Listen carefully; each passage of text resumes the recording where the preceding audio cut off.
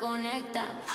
Fuerte y Hola, hola, ¿cómo están? Muy buenas tardes, amigas y amigos de Fuerte y Claro. Este es su espacio aquí en la República. Como cada tarde los acompaño, mi nombre es Manuela Camacho y hoy, por supuesto, que vamos a seguir con la cobertura del caso de Lisette Marzano. Finalmente, esta madrugada fue detenido Adrián Villar de manera preliminar por solo 72 horas, un lapso en el que va a corresponder a la Fiscalía actuar con celeridad para formalizar un pedido de prisión preventiva y luego corresponderá al juez verlo de manera oportuna antes de que venza el plazo de las 72 horas para ver si se determina para Villar una detención, una prisión preventiva luego de esta detención preliminar. Tenemos más información que se ha ido desarrollando en las últimas horas. Por ejemplo, el hecho grave y muy claro que se ha desmentido que Adrián Villar habría estado en una clínica. El comandante general de la Policía Nacional ha señalado que nunca estuvo en ninguna clínica y que por ende no existe tal supuesto dosaje etílico de parte. Hay más información que también incluye a dos oficiales que están implicados en los hechos y a quienes vamos a ver en imágenes. Pero todo eso lo vamos a abordar más adelante porque tenemos que retomar algunos casos que dentro de la complicada coyuntura de esta semana no hemos podido, no hemos tenido el espacio para hablar de estos y son sumamente importantes. Mañana, 27 de febrero, es el día de la lucha contra el hostigamiento sexual en el ámbito laboral y lamentablemente en el Perú esta sigue siendo una realidad diaria que sucede en todos los ámbitos, público y privado, y que afecta principalmente a mujeres jóvenes que son sujetas de este tipo de violencia. Hoy tenemos el testimonio en primera persona de una joven de 26 años que denuncia a Wilder Santiago Braul Gomero, el rector de la Universidad Nacional de Música, por dos delitos particulares: acoso sexual en el ámbito laboral y hostigamiento o chantaje sexual.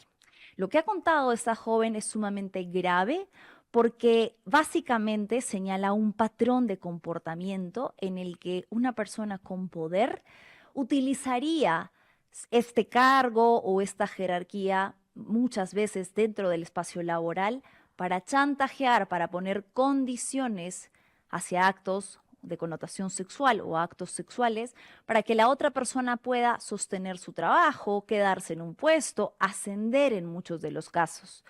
Para hablar sobre primero el marco de lo que significa, el hostigamiento sexual es de hecho una forma de violencia que se constituye o se configura a través de una naturaleza de connotación sexual que tiene como objetivo intimidar, asustar, incomodar, humillar a la persona quien viene siendo víctima de esto y que crea un ambiente laboral hostil, complejo, humillante y afecta la situación laboral de quien la sufre. Vamos a escuchar entonces la entrevista que hemos hecho con esta joven de 26 años que acude a nosotros muy preocupada porque pese a que las investigaciones en teoría han avanzado, recién hace 3 semanas se abrió una carpeta fiscal del Ministerio Público anunciando acciones e investigaciones sobre este caso, ella no se siente respaldada por el Ministerio de Educación, que ha dejado a esta persona que, ojo, no es la primera vez que es denunciada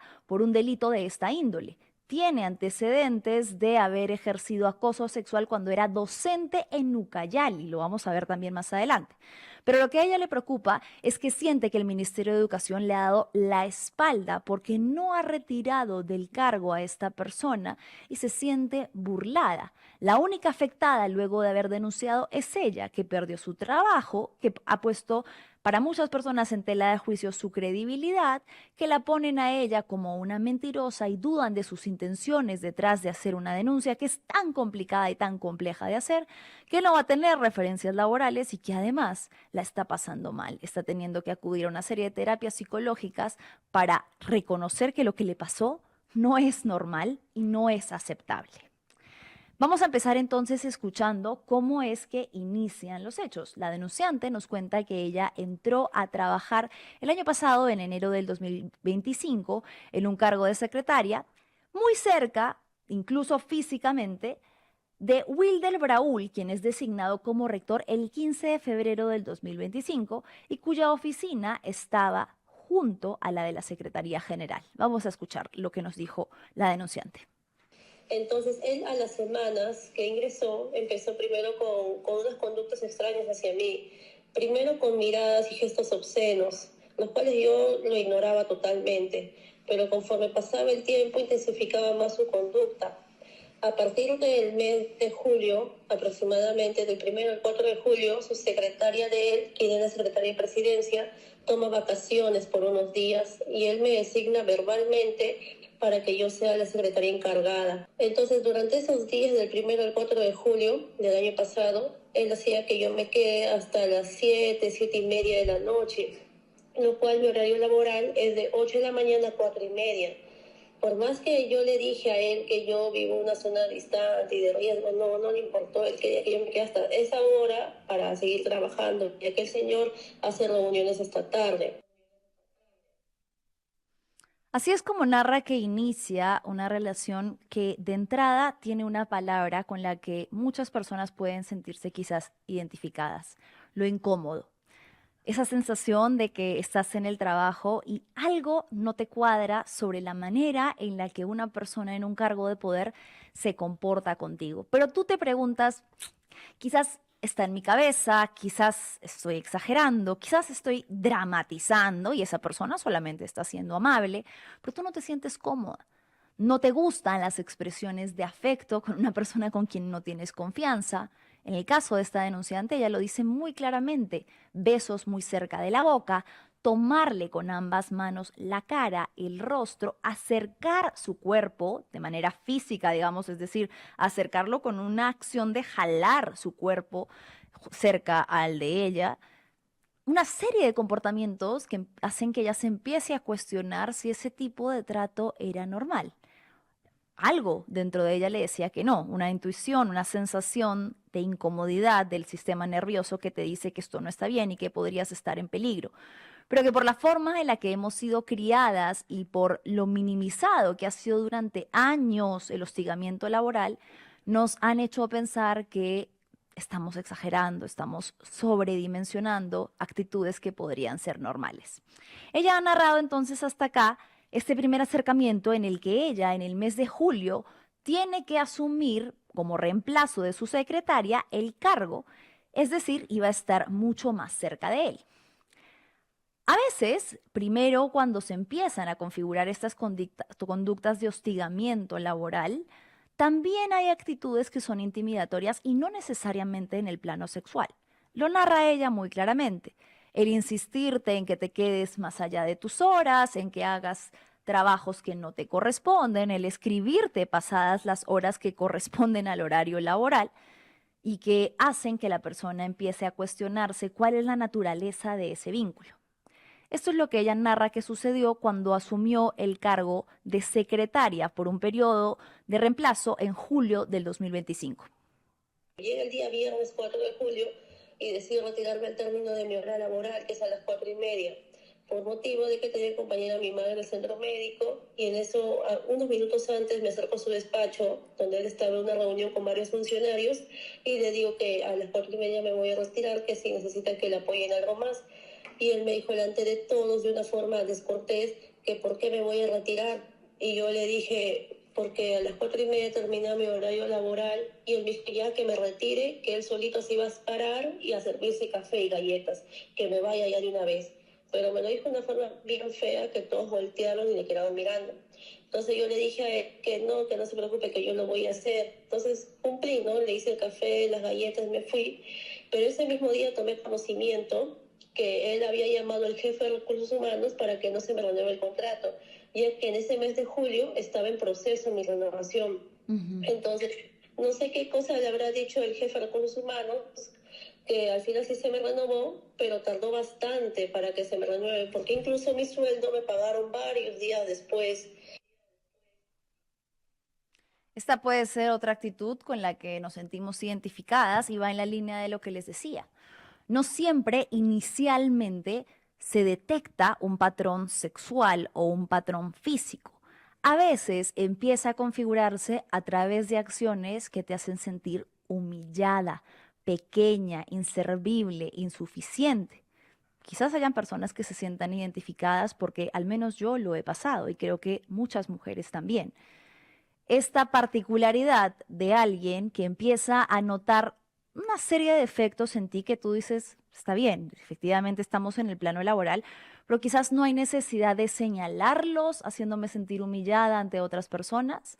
O quizás me gustaría que dentro del plano laboral se manejaran las cosas de otra manera.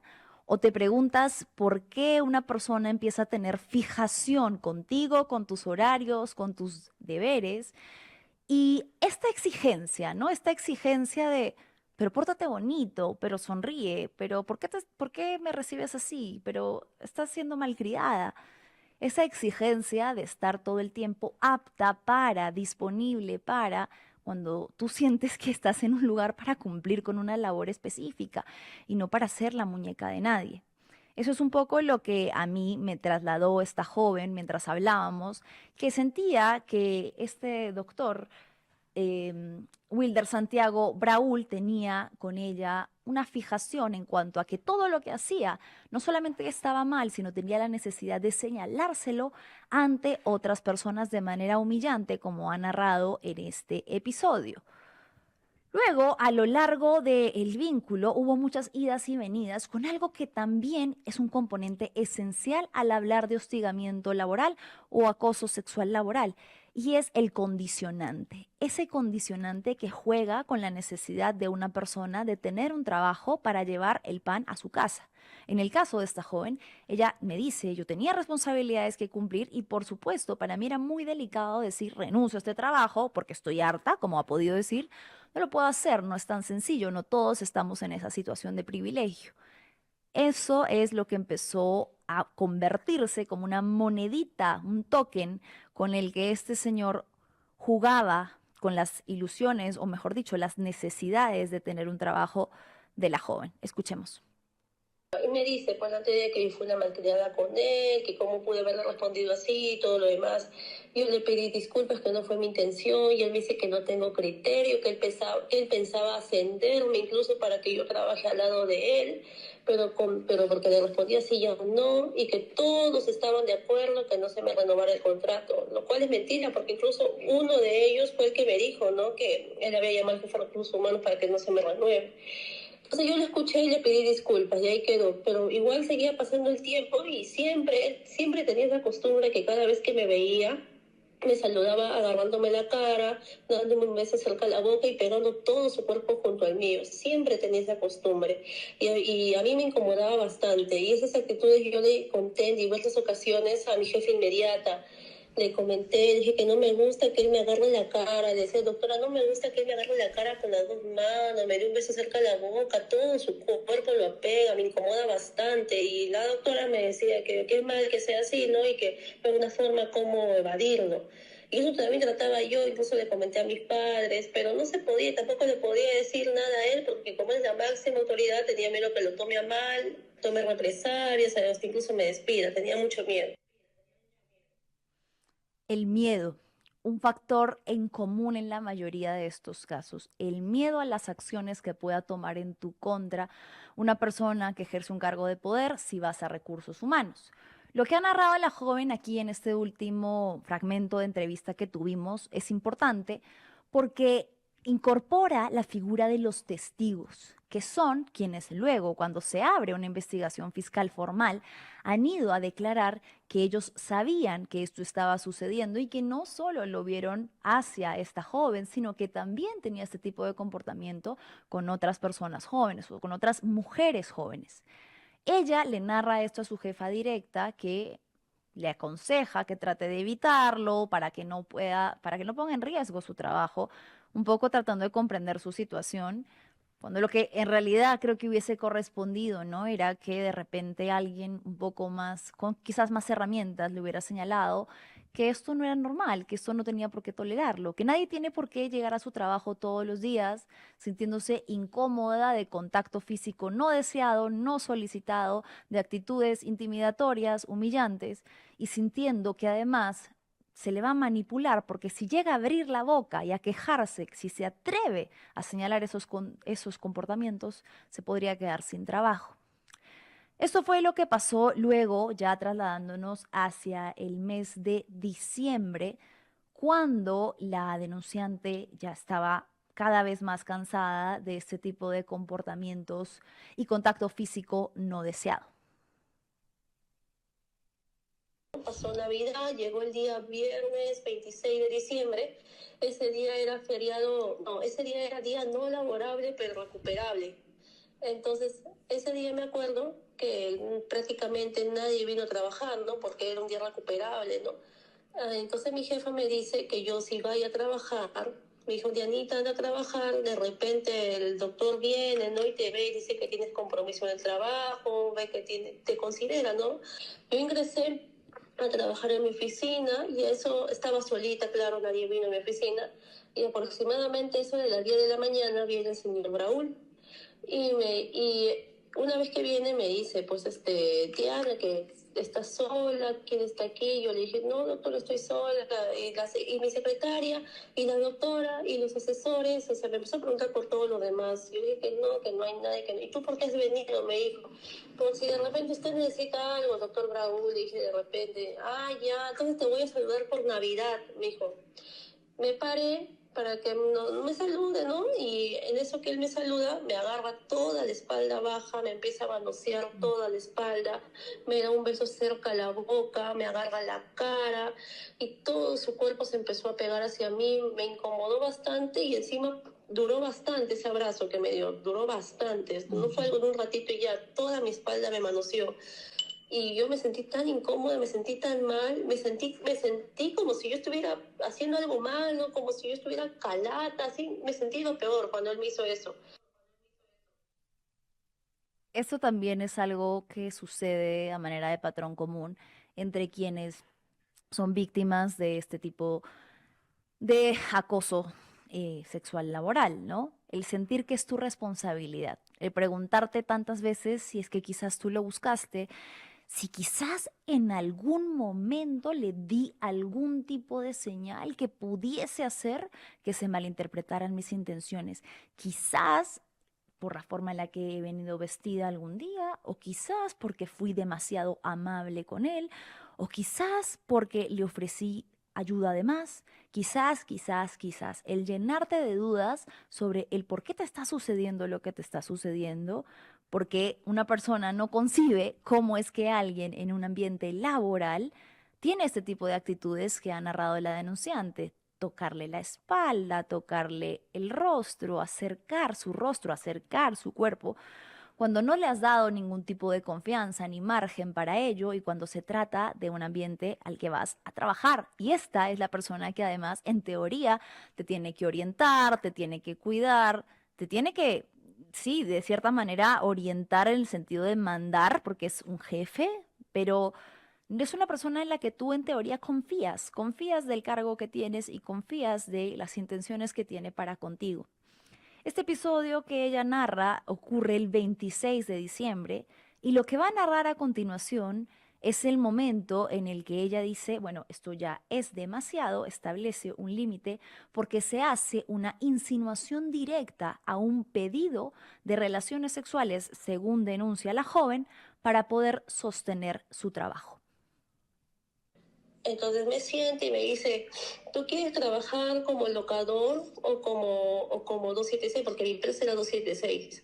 Yo le dije, como 276, doctor, ¿pero por qué? Me dijo, porque voy a estar en planilla, ¿no? Porque pienso en mi futuro. Y él me dice, no, que como locador ganarías más, pero tú qué haces pensando en esas cosas, si tú eres jovencita, si tú estás muy linda, que a mí me han dicho que tú tienes novio. Yo quiero saber si tú tienes novio, porque a mí me han contado que alguien te viene a recoger todos los días, así me dice.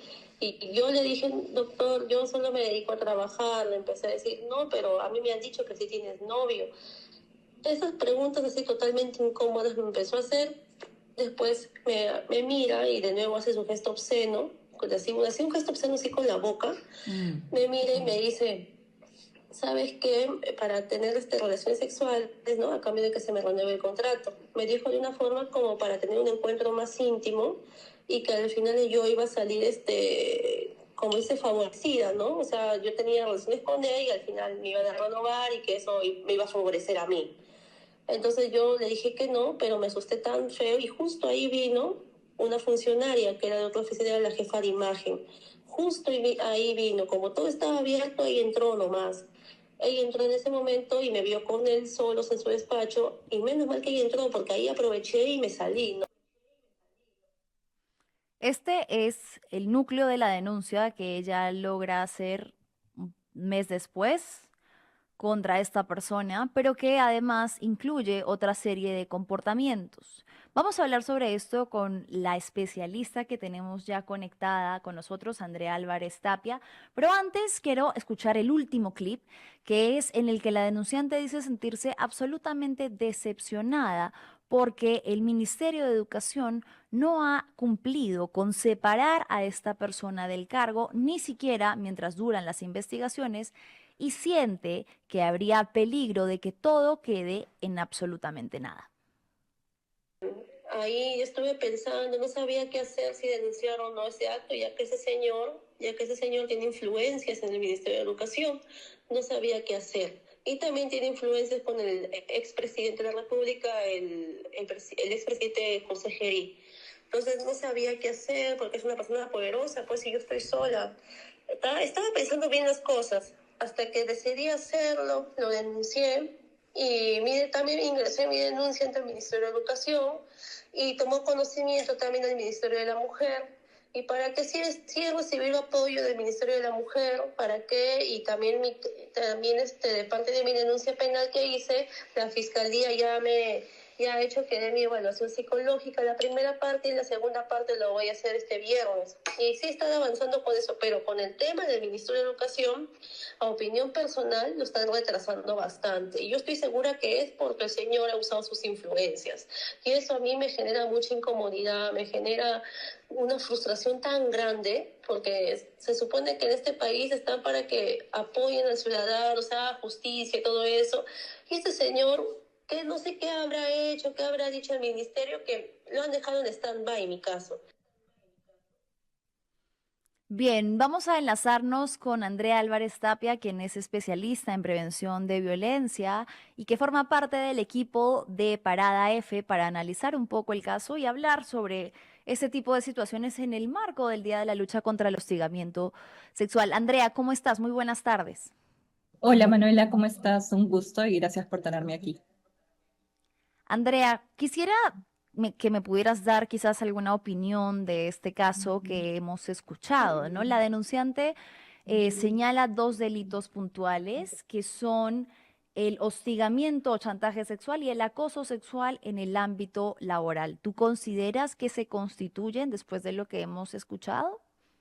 Sí, ahí creo que tenemos que entender cómo funciona el hostigamiento sexual laboral. Como tú bien lo dijiste, mañana es el día en el que tratamos de conmemorar la lucha, la prevención contra el hostigamiento sexual laboral, que como sabemos no solo es un compromiso ético o una acción proactiva, sino que es una obligación legal de parte de todas las organizaciones laborales, sean del sector público o del sector privado. Aquí lo que hemos escuchado es el testimonio de una persona que está denunciando no solo una posible infracción de hostigamiento sexual laboral, sino también un delito, porque el chantaje sexual, los tocamientos indebidos constituyen a la vez el delito de acoso sexual. Entonces, creo que sin duda de su relato podemos comprender tocamientos indebidos. Ella menciona que habría una suerte de favor sexual, una suerte de invitación a tener una relación sexual a cambio de que se le renueve este contrato, ¿no? Y sin duda esos son los elementos que podrían configurar el delito del que estamos discutiendo. Ahora es súper interesante porque ella nos comenta en su denuncia, en su testimonio, que no solo habría hecho la denuncia ante la Secretaría Técnica del Minedu, sino que también la ha hecho ante la Fiscalía. Sí. Pero muestra una gran preocupación porque en el Minedu no estaría avanzando de su testimonio. Ahí tenemos bastantes, digamos, inconvenientes o llamadas de atención, ya que el proceso de hostigamiento sexual por su gravedad es corto. el plazo es aproximadamente de 30 días cuando denunciamos ante la autoridad administrativa competente, que en este caso sería la Secretaría Técnica. Y si ya pasó ese tiempo, sin duda tiene que existir una justificación de por qué no se ha dado una resolución, ya sea que archive el caso o una resolución que sancione, que incluso podría llegar a destituir a la persona denunciada, ¿no? Entonces, si ya estamos fuera de ese plazo, sin duda la denunciante tiene todo el derecho a solicitar que se fiscalice su caso y ver qué es lo que está ocurriendo. ¿Por qué los órganos no estarían investigando o aún si no estamos en el plazo, por qué no hay una sanción de por medio? Claro, a ella le preocupa lo que tú mencionas, ¿no? La lentitud con la que el Ministerio de Educación ha empezado a ver su caso porque no la ha citado de manera oportuna, no ha iniciado ningún tipo de investigación, no ha citado a los testigos que ella ha ofrecido. Entonces, sí es preocupante que una entidad tan importante para el país y que es quien debería encargarse en esta ocasión de un caso que corresponde a una universidad nacional, Ujú. no esté haciendo nada al respecto, ¿no? Lanza un mensaje muy preocupante de que estos casos, lamentablemente, Andrea, son pan de cada día y son minimizados. No sé si pudiéramos hablar un poco más del margen de cómo hemos abordado el hostigamiento laboral en el Perú, porque para muchas personas el término ni siquiera existe. Así es. De hecho, hoy estamos hablando de esto y los antecedentes son bastante tristes, ¿no? No sé si recordamos que hace más de 10 años, en realidad ya 12, en el año 2014 tuvimos el caso de una mujer que había sido hostigada por su compañero de trabajo que le invitaba a salir, le dejaba regalos. Y conocimos el caso porque se transformó en que a una mujer le habían prendido fuego en el bus y ella era Evi Evi Ágreda. Agreda. Así es. Y hoy tenemos la tipificación del delito, tenemos más prevención, tenemos quizá organizaciones más robustecidas en lo que es el sistema de gestión de denuncias, porque un caso que debió abordarse como hostigamiento sexual laboral en su momento, la organización debió involucrarse, terminó en un feminicidio. ¿Y qué nos dice esto? El hostigamiento, la violencia basada en género, la violencia a la mujer escala. Y se ha pensado durante mucho tiempo que es un problema del privado, de la casa. La violencia se soluciona en casa. Y no es así. El hostigamiento sexual laboral nos dice que las organizaciones donde nosotros pasamos la mayor parte de nuestro día tienen que tomar acción. Para empezar, hay obligaciones de prevención. Si yo estoy en el sector privado, en el sector público y tengo más de 20 trabajadores, tengo que tener un comité instalado. Ese comité tiene que tener una capacitación. Yo tengo que tener un canal donde recibo denuncias. Si mi empleador no lo tiene, yo puedo denunciar eso porque es una irregularidad. En nuestro ordenamiento tenemos la ley de hostigamiento sexual en la que nos hablan y configuran el hostigamiento de manera difícil. Nos dicen, el hostigamiento sexual laboral es toda conducta de connotación sexual o sexista no deseada por la persona a la que se dirige que genera un ambiente hostil o humillante. Entonces, tú te quedas como ciudadana, ciudadano, y dices, ya, Mm, pero ¿qué significa eso? No es tan sencillo. ¿Qué claro. es sexual? ¿Qué es sexista? ¿Qué es no deseada por la persona que se dirige? Entonces, creo que acá tenemos que entender y lo podemos poner en ejemplos, como el caso en concreto, que podemos tener sí tocamientos, podemos tener invitaciones a salir, pero también pueden haber algo que está muy en estadística, que son los chistes sobre la Mm. sexualidad, sobre la orientación sexual, también calzan, o preguntas sobre tu vida privada, como lo veíamos en este caso sobre si tiene pareja, qué hace con la pareja, por qué la tiene, etcétera.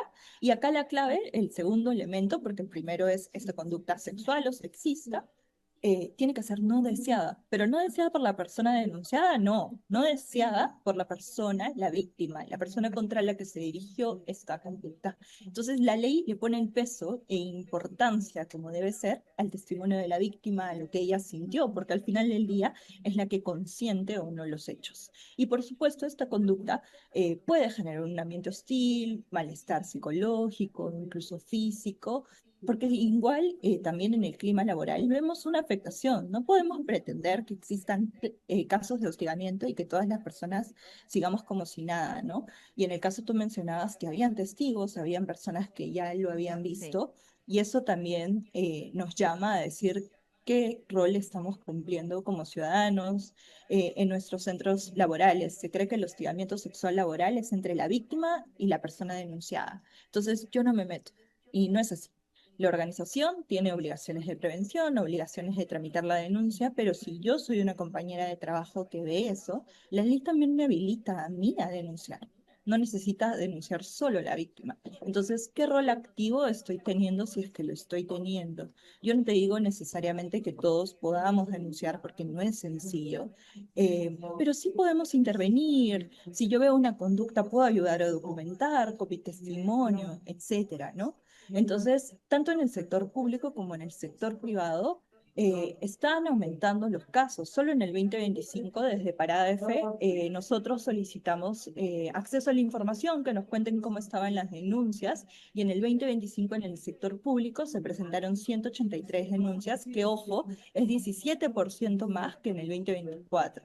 Wow. Entonces, las denuncias van en aumento. Puede estar vinculado a que estamos previniendo, a que estamos hablando más de lo que es, pero también creo que es importante preguntarnos cuántas de esas se están transformando en sanciones. En el 2025 se han reportado 253 sanciones, que es más que el número de denuncias, lo que nos quiere decir que pueden haber procedimientos que están siendo acumulados y que no se están resolviendo en esos 30 días que te da la ley. Mm. Porque la ley, tanto para el sector privado como para el sector público, te dice que tiene que el comité tiene que investigar y tiene que haber una sanción en ese plazo. Entonces es un plazo bastante corto. Y acá también en el caso Claro. que tú nos comentabas, vale preguntarnos, ¿se les dio medidas de protección? ¿Se le dio Mm, atención médica o ujú. psicológica? Esas también son obligaciones. Y si no se está dando, estamos ante irregularidades que pueden ser fiscalizables. Entonces, más allá de la denuncia que ella ha presentado, podemos demostrar estas irregularidades, porque cuando te dan tu medida de protección, además te dan una resolución con la medida. Y si ella no lo tiene, sin duda puede hacer que fiscalice en su caso, por supuesto. Creo que lo que has dicho, Andrea, es algo que pasa mucho en cualquier espacio laboral, ¿no? Sobre todo cuando eres joven y no tienes tan identificados los límites que puedes, que tienes derecho a poner. Porque sucede, creo que sobre todo en población de mujeres jóvenes, también mujeres adultas, pero sobre todo en mujeres que llegan a un espacio laboral y que nos dicen, ay, el jefe es así, es graciosito, le gusta entrar en confianza, pero esas confianzas que tú nunca le has autorizado. Y lo que yo hablaba con esta joven y me sentía muy identificada, ese pensamiento que creo que comparten muchas víctimas de hostigamiento sexual laboral, que es, ¿será que yo me lo estoy inventando? ¿Será que estoy exagerando? ¿Qué podría una persona que se siente que quizás podría estar ante una situación de hostigamiento o acoso sexual laboral? ¿Cómo podría de repente darse cuenta si configura o no configura? Y la siguiente pregunta, ¿qué hacer? ¿Qué Ujú, alternativas, qué rutas tenemos tanto en el privado como el público? ujú. Mira, yo creo que si ya hay esta duda de que me generó incomodidad, es por algo.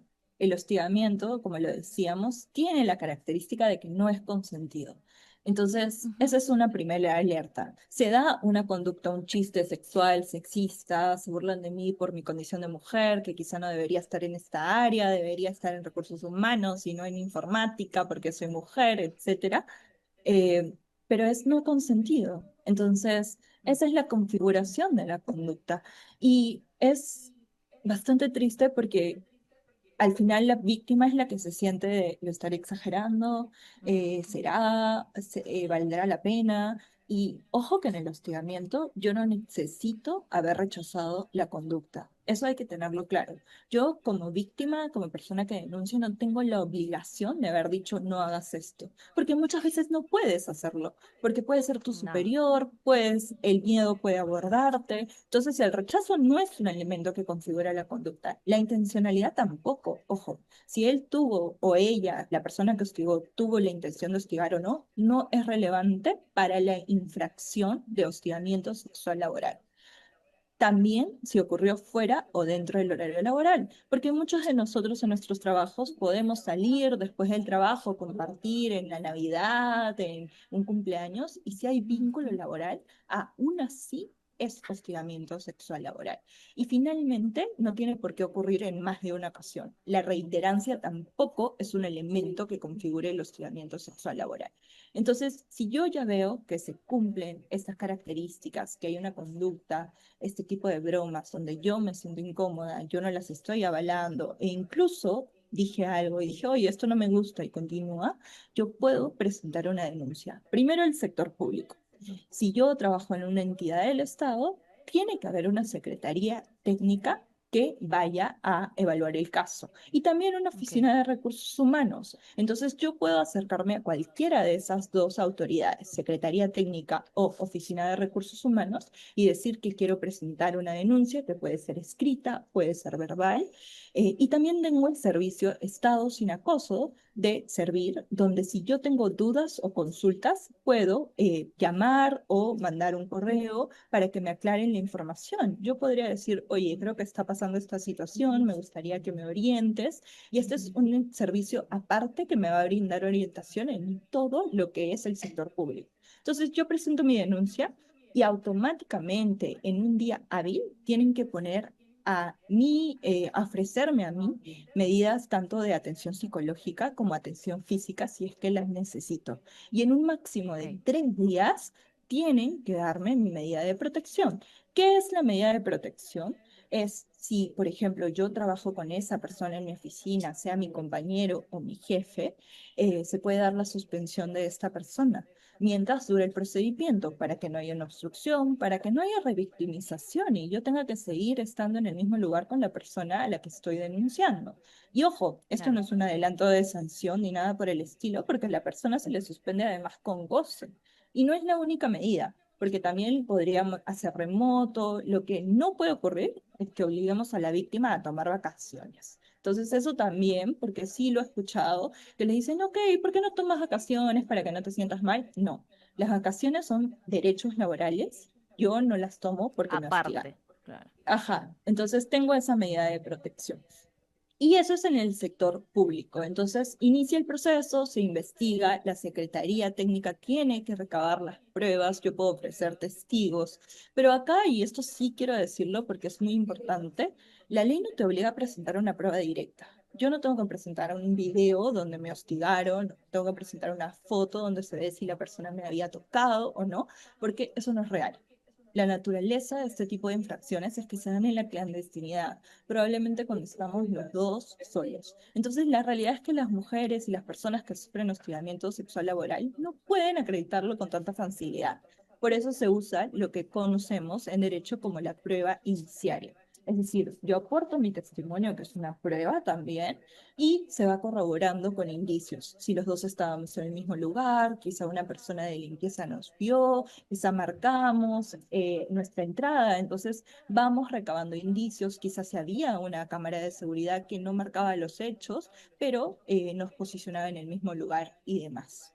Entonces, después de que la Secretaría investiga, Recursos Humanos decide la sanción en un plazo de 10 días y, ojo, luego se tiene que comunicar también al Ministerio de Trabajo, tanto al inicio como entidad, cuando yo recibo la denuncia, como al final del procedimiento, en qué quedó. Entonces, también hay que ver si en el caso de la persona que denuncia eso se hizo. Y en el sector privado los plazos son los mismos. La diferencia es que se instala un comité cuando estamos hablando de empresas o organizaciones con más de 20 trabajadores. Si son menos de Bien. 20 no hay protección, no. También tengo que tener un delegado. Entonces, igual es el mismo proceso, el comité investiga en el lugar de la secretaría, recursos sanciona y se decide si es una amonestación, una suspensión o un despido, ¿no? Entonces, en ambos Bien. sectores estamos protegidos. Bien, Andrea, se nos ha ido el tiempo. Quisiera igual no dejar pasar breve, si puedes, en un minuto, recursos que tiene Parada F para una persona que esté viendo esta entrevista y que diga, crea estar atravesando una situación similar o quiera tener herramientas para identificar el acoso y hostigamiento laboral y que pueda hacer rutas de acción que tienen en Parada F disponibles. Y en Paradef tenemos un aula virtual con clases, tenemos desde acoso callejero, acoso sexual en el ambiente laboral público o privado, y también tenemos una guía que hemos sacado para mañana, para el 27 de febrero, y está colgada, donde todo lo que te he explicado está detallado con ejemplos, con canales de ayuda, la línea del ministerio, etcétera, y ojalá le pueda ser de ayuda no solo a las personas que sufren el hostigamiento, sino a todas las personas que sabemos que puede Todas. estar ocurriendo y podemos darle la mano a alguien o conocer para prevenir. Muchísimas gracias, Andrea, por conectarte con nosotras y bueno, ojalá que no solo en el marco de este tema, sino siempre sigamos trayéndolo a colación y sigamos hablando de ello. Gracias.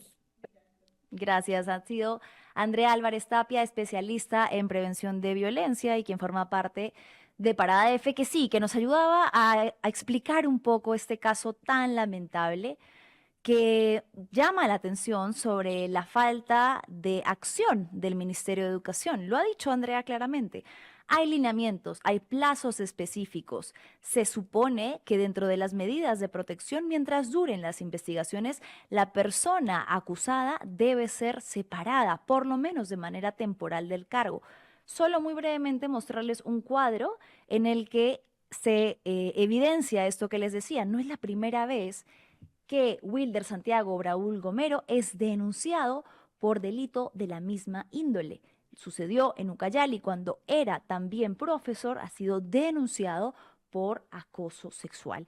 Entonces, aquí por lo menos hay indicios muy graves y el testimonio, no solo de esta mujer que hemos escuchado, sino de sus testigos de un tipo de comportamiento que configura perfectamente el presunto delito de acoso sexual, hostigamiento, chantaje sexual en el ámbito laboral y que el Ministerio de Educación parece estar pasando por agua tibia.